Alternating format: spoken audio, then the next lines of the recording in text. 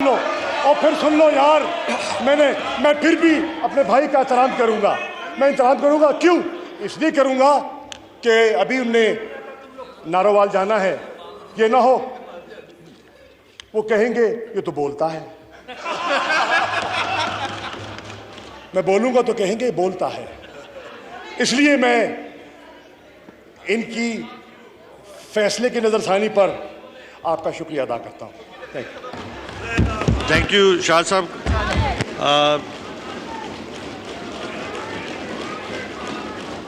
तमाम हाउस के लिए है कि जब भी इस इलेक्शन के बाद, इलेक्शन प्रोसेस के बाद कोई भी मेंबर नेशनल असम्बली जब आता है इस नेशनल असम्बली में, तो वो आर्टिकल 65 के नीचे हलफ उठाता है कि वो कहता है कि मैं शुरू करता हूँ अल्लाह के नाम से जो बड़ा मेहरबान नहायत रहम वाला है, और मैं सदके दिल से हलफ उठाता हूँ कि मैं खुलूस नियत से पाकिस्तान का हामी और वफादार रहूँगा, कि बहैसियत रुकने कौमी असम्बली में अपने फ़राइज़ कारहाय मनसबी ईमानदारी, अपनी इंतहाई सलाहियत और वफादारी के साथ इस्लामी जमहूरियत पाकिस्तान के दस्तूर, कानून और असम्बली के कवायद के मुताबिक और हमेशा पाकिस्तान की खुद मुख्तारी, सालमियत, इस्तेकाम, जकैती, बहबूदी और खुशहाली की खातिर अंजाम दूंगा। ये कि मैं इस्लामी नज़रिए को बरकरार रखने के लिए कोशां रहूँगा जो क़याम पाकिस्तान की बुनियाद है, और ये कि मैं इस्लामी जमहूरियत पाकिस्तान के दस्तूर को बरकरार रखूँगा,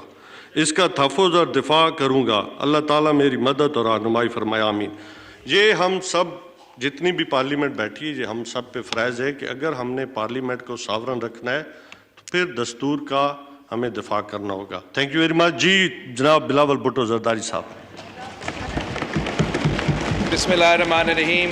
जनाब स्पीकर, आप इस वक्त ना सिर्फ तौहीन अदालत कर रहे हो, मगर आइन शिकनी भी बेखुद मुलविस हो रहे हो।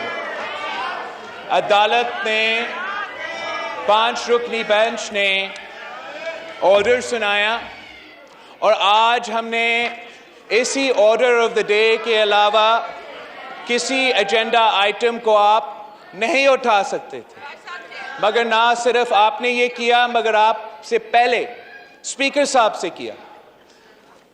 3 अप्रैल पे इनके वजीर ने सिर्फ वजीर आज़म पाकिस्तान, सदर पाकिस्तान और डिप्टी स्पीकर में को आइन शिकनी में फंसा दिया था।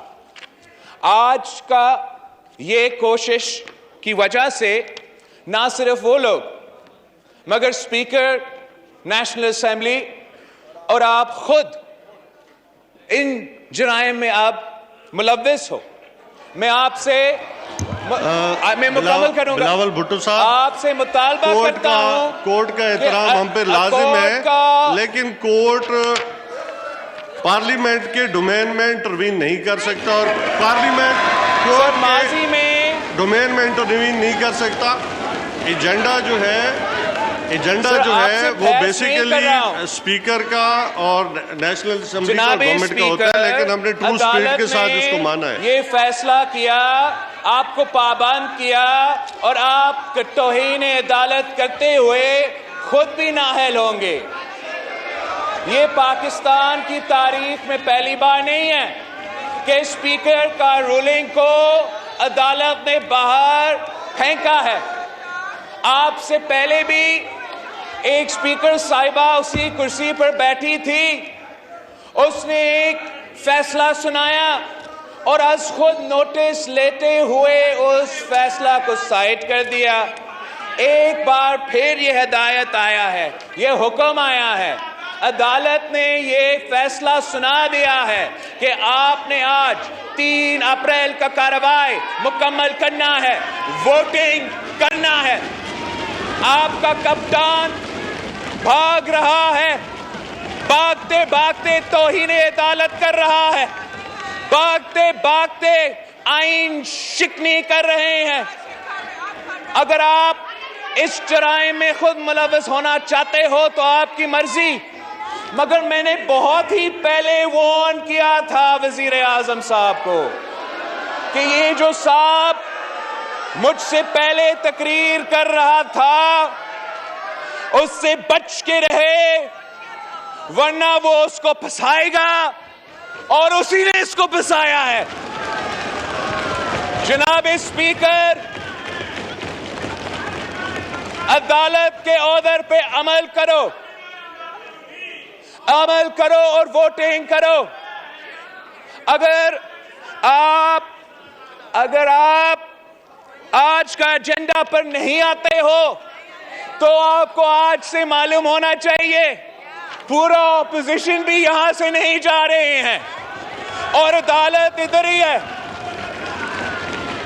ہم اپنا آئینی حقوق آپ سے چھینیں گے۔ یہ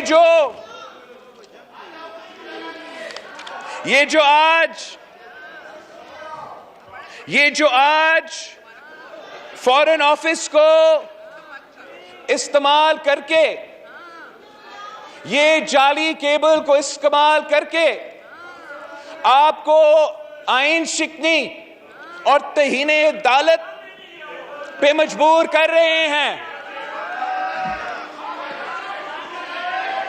سننے کا حوصلہ تو نہیں رکھتے ہیں جناب اسپیکر۔ حقیقت یہ ہے کہ اکثریت اس طرف ہے، عمران اپنا اکثریت کھو بیٹھا ہے۔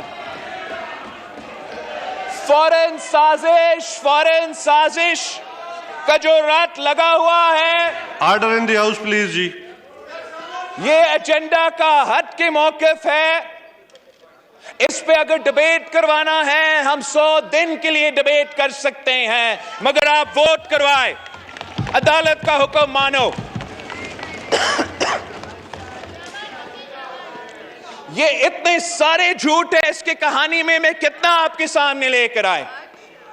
سب سے پہلے جھوٹ یہ ہے کہ 7 مارچ کو یہ کہانی، یہ بات ہوا اور 8 مارچ کو ہمارا عدم اعتماد یہاں جمع ہوا۔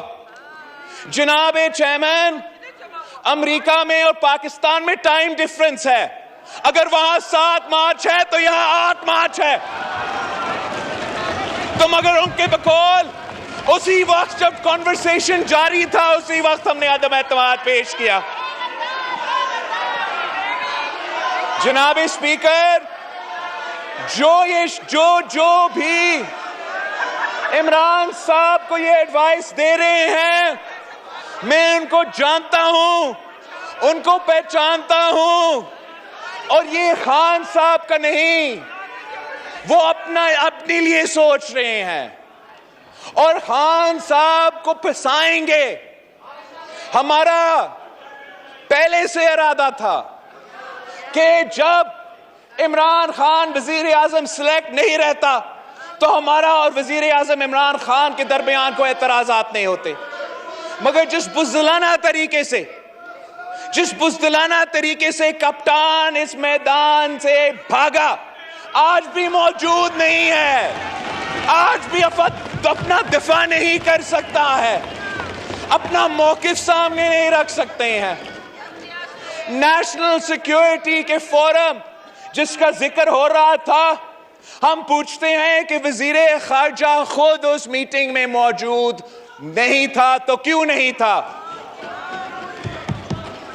اگر نیشنل سیکیورٹی کمیٹی کے منٹس نکالے گئے